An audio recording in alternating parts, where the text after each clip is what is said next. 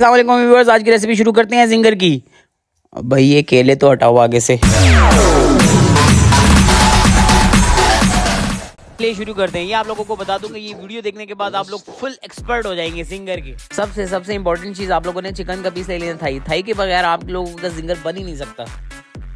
चलें जी, बुक निकालें। बुक में आप मसाले लिखना शुरू कर दें। हाँ जी, नमक और मिर्चें। हाँ जी, बस यही है। अच्छे से मिक्स करके आप फ्रिज में रख दीजिएगा 2 घंटे के लिए।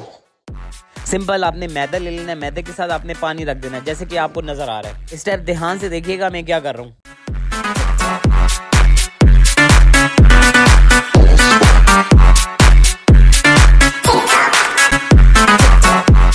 इंपॉर्टेंट चीज, आपने हथेली इस्तेमाल नहीं करनी, सिर्फ और सिर्फ उंगलियों का इस्तेमाल करना है। 30 सेकंड आपने यूं ही मसलना है अपनी उंगलियों से।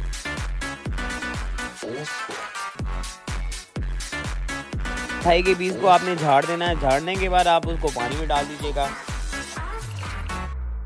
और पानी से निकालते वक्त याद रखिएगा कि पानी सही तरह से स्टेन हो जाए इसमें से, जैसा कि आप देख रहे हैं। एक बार फिर से आप मैदे में डाल दीजिएगा। फिर से आपने 15 सेकंड्स के लिए मसलना है उंगलियों से। याद रखिएगा, इसमें आपने अपनी हथेली का इस्तेमाल नहीं करना। ऑयल में डालने से पहले इस टाइप की शेप होनी चाहिए। अगर ऐसी शेप नहीं है तो आपने नहीं डालना। लो फ्लेम पे ऑयल आपने गर्म कर लेना है, और उसके बाद ब्रेडिंग किए हुए जिंगर्स को ऑयल में डाल देना है। 15 मिनट्स में आपका जिंगर पक जाना चाहिए। तवे पे बन आप टोस्ट कर लें, मायो लगाएं। मायो के बाद आइसबर्ग, उसके बाद जिंगर रख लें आपने जो पकाया था, और आप बर्गर एंजॉय करें।